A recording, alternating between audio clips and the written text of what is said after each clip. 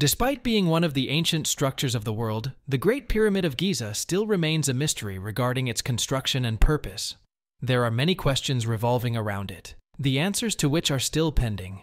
Construction is the most important thing the Great Pyramid. This pyramid was built about 4,500 years ago, and the top wonder of the world in Egypt that continues to amaze people even today. This remained the tallest structure in the world for over 4,000 years. It took 20 years to build the pyramid. It took about 2 million stones. Heavy stones were used to build the pyramids, and it is said to weigh 6 million tons. Compared to the present-day tallest structure, the Burj Khalifa, which weighs a mere 500,000 tons. The question that left people dumbstruck: how was it built? Back then, people didn't have cranes, bulldozers, or modern technology. Without using technology, many theories about how to succeed in making. There are theories, but no conclusive evidence. Were they built by an otherworldly force? Or did ancient Egyptians possess knowledge and techniques lost to the sands of time? We unravel the riddle of construction and explore the various theories surrounding this archaeological puzzle. Come, let's understand the mystery of the pyramids in this video. The Great Pyramid is arguably the most enigmatic structure on the face of the Earth. Built around 2500 BC, it is the tallest structure on the Earth for more than 4,000 years. The Great Pyramids of Giza, standing proudly on the Egyptian horizon, are not just colossal structures. They are a testament to the architectural brilliance of the ancient world. It is estimated that the Great Pyramid of Giza was built in the year 2560 BC by the pharaoh Khufu. The pyramid is located on the west bank of the River Nile, and if you see photos or videos, you'll see that it isn't the only one pyramid. You'll see 3 pyramids are located here. Of the 3, the tallest is the Pyramid of Giza, also known as the Pyramid of Khufu. Smaller than it is the Pyramid of Khafre, the second largest pyramid in Egypt. The third, and the smallest, is the Pyramid of Menkaure. It is said to have been the Pyramid of Giza, built by Khufu's, the pyramid built by Khufu's son, Khafre, and the Pyramid of Menkaure, built by Khafre's son, who was built the Egyptian pyramids. You will be surprised to know that they was knowing the exact size of our Earth. Yes, you heard right. Within the confines of the Great Pyramid, the available space is surprisingly limited. A detailed diagram offers insights into the internal structure, revealing a passage with both ascending and descending branches starting from the entrance. The descending branch leads to an intriguing underground chamber, traditionally designated for the final resting place of pharaohs. However, this particular chamber appears to be unfinished, adding a layer of mystery to its purpose. Khufu's sarcophagus, a crucial element in this architectural marvel, is situated in a separate chamber known as the King's Chamber.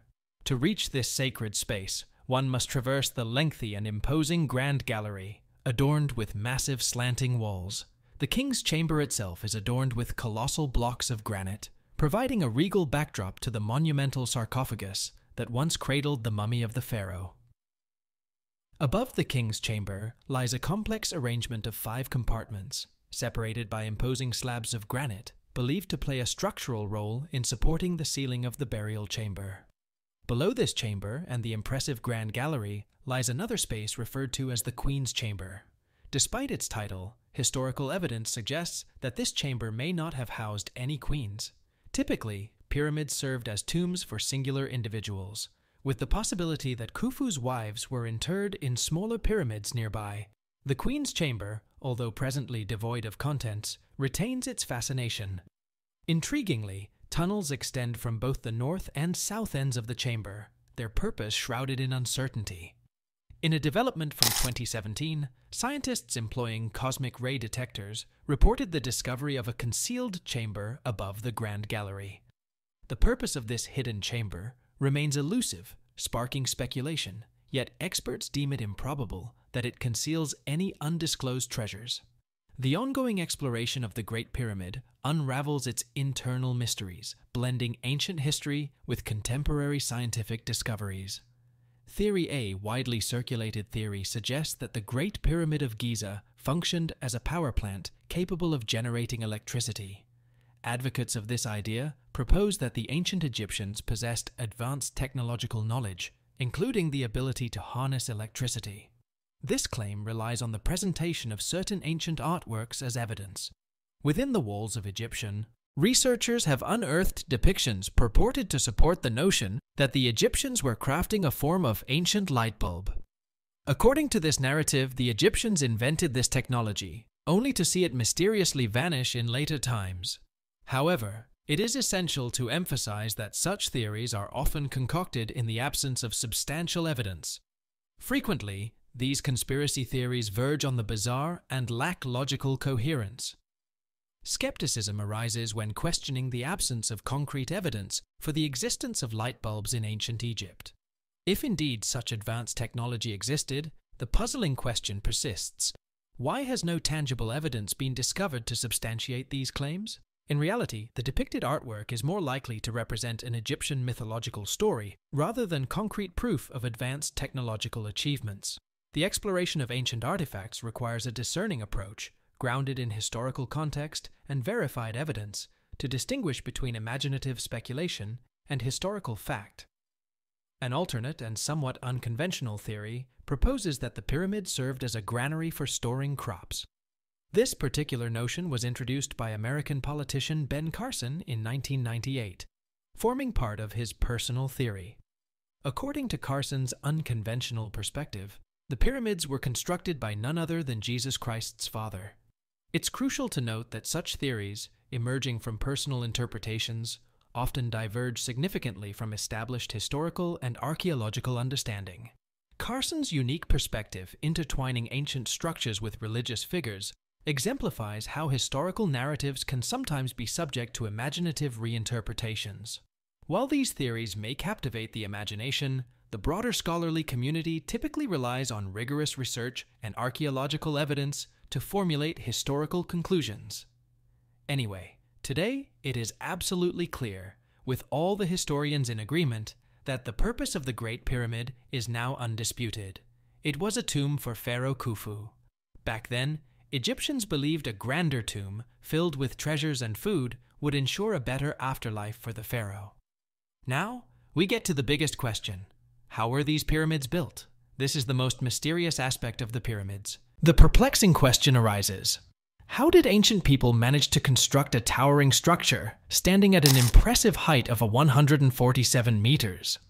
The sheer magnitude of the challenge becomes apparent when considering the colossal stones employed in the construction, ranging from 2.5 tons to a staggering 80 tons in weight. The methods employed by these ancient builders to transport, carve, and assemble such enormous rocks remain a captivating mystery, leaving scholars and enthusiasts alike in awe of the engineering prowess of the past. Long ago, a Greek historian Herodotus gave theory about the construction of the Great Pyramid. He spoke of an enormous workforce, a staggering 100,000 laborers, who tirelessly worked for 20 years to build this colossal structure. These workers, mostly farmers, built the pyramid when there was less work in the fields, especially during the flooding of the Nile River. Initially, people thought this massive workforce made sense. However, in the late 20th century, as archaeologists explored, they began to consider a different story. Some clues suggested that maybe there was a smaller, permanent group of workers living at the construction site. Looking at this new perspective, experts proposed that around 20,000 workers, along with bakers, doctors, priests, and others, could have been enough to complete this massive task. Interestingly, 3 different pharaohs decided to have their royal tombs built in the Giza pyramids. Khufu, the second ruler of the 4th dynasty, had the largest pyramid, the Great Pyramid, constructed in the north. Khafra, the 4th ruler, had the middle pyramid built. Meanwhile, Menkora, the 5th king, ordered the smallest pyramid in the south. These pyramids, standing at 147 meters, 143 meters, and 66 meters, challenge us to uncover the secrets of their construction. The leading theory suggests the use of a sloping embankment made of brick, earth, and sand. This embankment would gradually grow as the pyramid rose, creating a path for hauling stone blocks using sledges, rollers, and levers. While ramps seem practical for lifting blocks, the exact details remain mysterious. Archaeological clues hint at the use of ramps, both inside and outside the pyramid. One intriguing method is the incremental ramping technique, involving slowly moving stones by prying and shimming. This theory gains favor among historians attempting to solve this complex puzzle.